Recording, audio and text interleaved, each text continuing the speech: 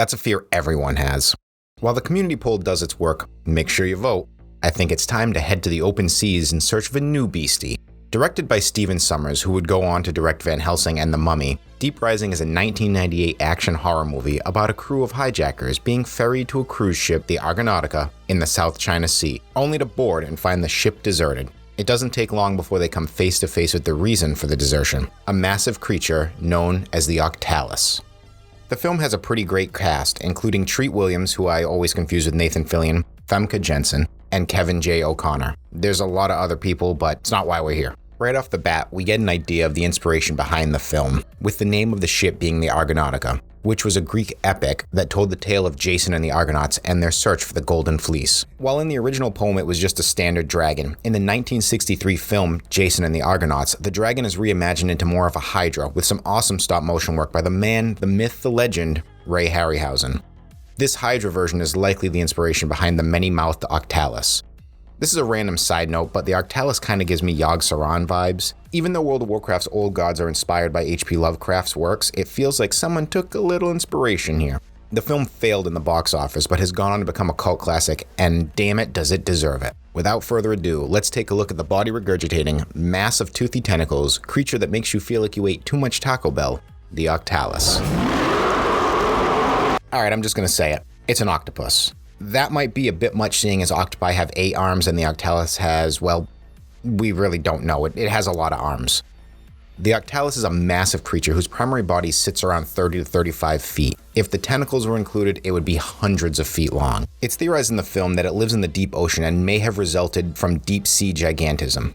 Deep sea gigantism, or abyssal gigantism, is when deep water invertebrates show a tendency to grow much larger than their shallow water species. Its central body has 2 large eyes as well as a large fanged mouth. The eyes are large enough that it will likely pick up some light in the deep ocean, but the Octalus seems to have evolved a way around that. The Octalus has countless tentacles, all equipped with toothy mouths. It uses these mouths to consume prey and digest the softer tissue, leaving only the bones behind. Oddly enough, during this process, the victim seems to be able to breathe while being digested, as seen when Billy gets regurgitated. The purpose of the larger mouth is kind of a mystery, since it primarily eats its victims with the tentacles, but being a large ocean-dwelling creature, one can assume it uses it in territorial disputes or to consume larger prey, such as whales. The tentacles have amazing elasticity, able to fit into pretty much any opening. Even while in a small space, such as toilet plumbing, they maintain enough strength to pull a full-grown adult human into the pipe. Don't ask about the physics behind that, I have no idea how to do that kind of math. They have outstanding agility and speed, meaning they likely have a form of sensory organ on the tip. They seem to sense prey, but it's unknown what the sensory organ could be. The major question is whether the tentacles are controlled by the central body, or if they function as a separate entity that serves the central body. The common octopi have as many neurons as a dog, which is around 500 million. And many of them are in their arms, leading some to speculate that they have 9 brains, a central brain and 8 per arm. If this is the case, then the Octalus has, well, it has a lot of brains. The creature shows its intelligence by driving the crew towards the bow of the ship where its central body is located. I'm reaching with this next statement, but while the Octalus hunts the mercenaries, it consistently takes damage. By the end of the film, you can assume that it wants to see what's causing it harm. Evidence for this is when the creature slowly inspects John, Treat Williams' character. There's a level of intrigue seen in its action. Then bam, he shoots your eye out. It's a dick move, John. Maybe the Octalus just wanted a hug. The Octalus is big and agile, but it's pretty squishy. Its tentacles get chewed up easily by the firearms used in the film. The primary one being the M1L1 triple pulse rifle.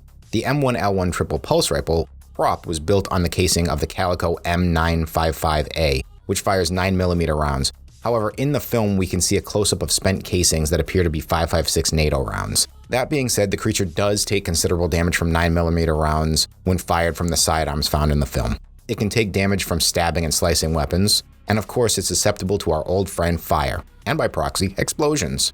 Before we dive into the build, make sure to use your tentacles and hit that like button and subscribe to the channel.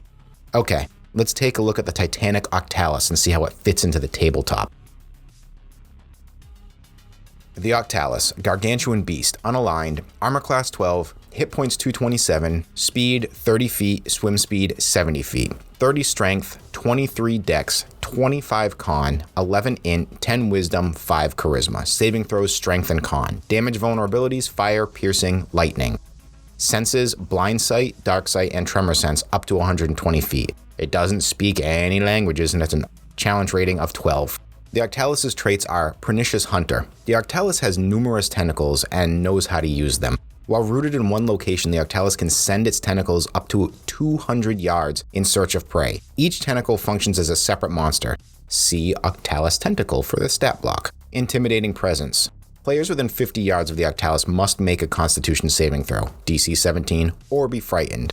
The Octalus has a multi-attack where it makes 4 lash attacks, and it also has a bite attack. Let's take a look at the Octalus Tentacle. Large beast, unaligned, armor class 12, hit point 60, movement speed 45, 30 strength, 30 dex, 15 con, 11 int, 7 wisdom, 2 charisma. Saving throws, strength and dexterity. Damage vulnerabilities, fire, piercing, lightning, blind sight, dark vision, and tremor sense, 120 feet, past perception of 8. Of course, no languages. Challenge rating, 5. The Octalus can make a multi-attack where it makes 1 bite attack and 1 lash attack. With the lash attack, on a successful attack, the creature is grappled and must make a strength saving throw, DC 15, to escape. When the player is grappled, they are inflicted with Constrict, a move that means that the Octalus tentacle does not need to roll to hit, but while constricting, the tentacle cannot use any other attacks, meaning it cannot make a bite or a lash attack.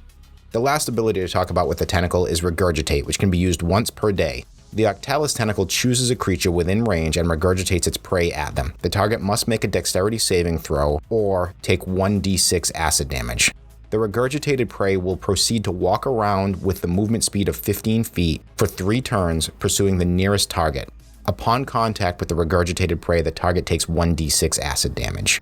The Octalus is kind of unique in the sense that, even though it's not flashy, it provides an interesting challenge. There's a central body that needs to be defeated, but to get there you need to run through a gauntlet of tentacles unless you're just that sneaky. You can set it on an island and have it be consuming the island's inhabitants and just be somewhere offshore in some small cave where it can still gain access to the water, or it could be in a pirate ship and just destroying fishing ships and you have to eventually figure it out.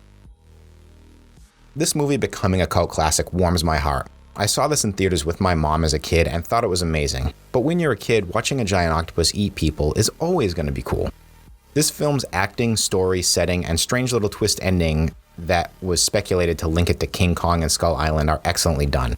The CG special effects have not aged as well as some might have hoped, but the nature of the creature being slimy helps lessen the, air quotes here, bad CG feeling, and the animation on the creature is spot on. If you haven't seen this film, then go out, watch it. Just don't watch it before you go on a cruise. Anyway, that's all for now. Until next time.